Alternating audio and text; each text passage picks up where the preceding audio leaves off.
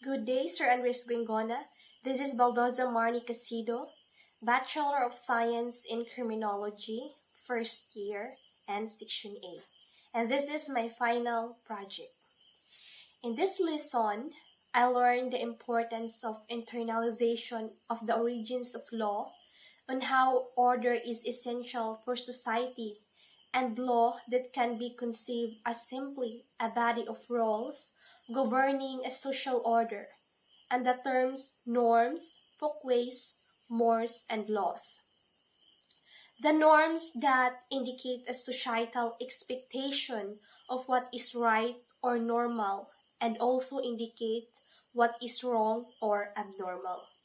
The folkways that define what is socially or approved or disapproved, and I also learned the formalization of folkways and the ideal characteristic of criminal law.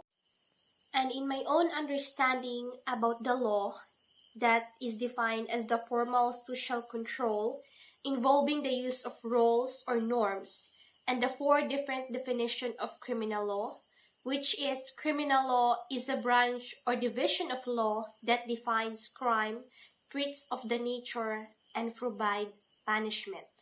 A branch of jurisprudence that deals with offenses, a public law, and statutory law. And I also learned why people engaging in any criminal law and the following goals in creating each country's penal code is enforcing social control who holds political power, discouraging revenge by punishing people who violate the rights, property, and freedom of others, expressing public opinion and morality that reflects constantly changing public opinions and moral values, deterring criminal behavior that has a social control function, punishing wrongdoing. That deterrent power of criminal law is tied to the authority and the maintaining social order, that all legal systems are designed to support and maintain boundaries of the social system deserve. And the five ideal characteristics of criminal law, which is the politicality that refers to the legitimate source of criminal law, the specificity is the scope of criminal law, the regularity that means applicability of the criminal law to all persons, the uniformity on how the criminal law should be enforced, and lastly, the penal sanction on how the violators will be punished or at least threatened with punishment by the state. The development of criminal law in the beginnings can be traced more than 3,000 years ago, and these are the following ancient legal codes that recorded in history. The first code is the Hammurabi Code. This code is established a system of crime and punishment based on physical retaliation, or in other words, an eye for an eye, tooth for a tooth method. The second is the Mosaic Code.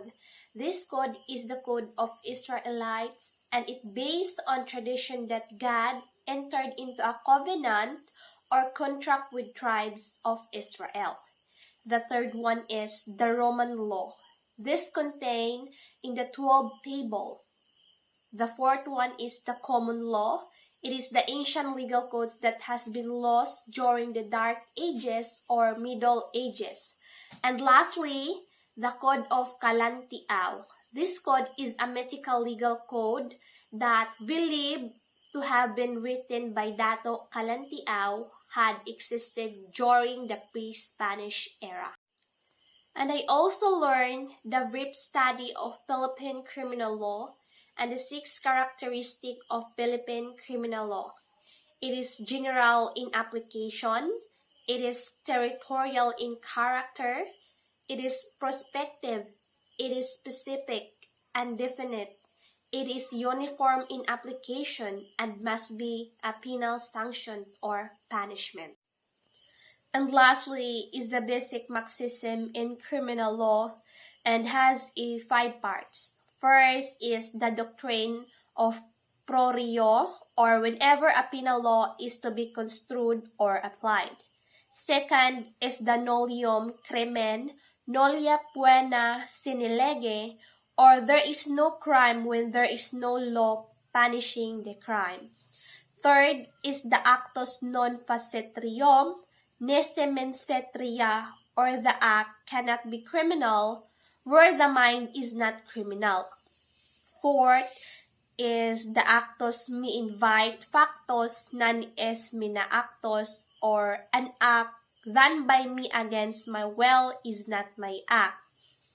And the last one is el que es cosa de la cosa, es cosa del mal causado, or he who is the cause of the cause is the cause of the evil cause. That's all, sir. Thank you and God bless.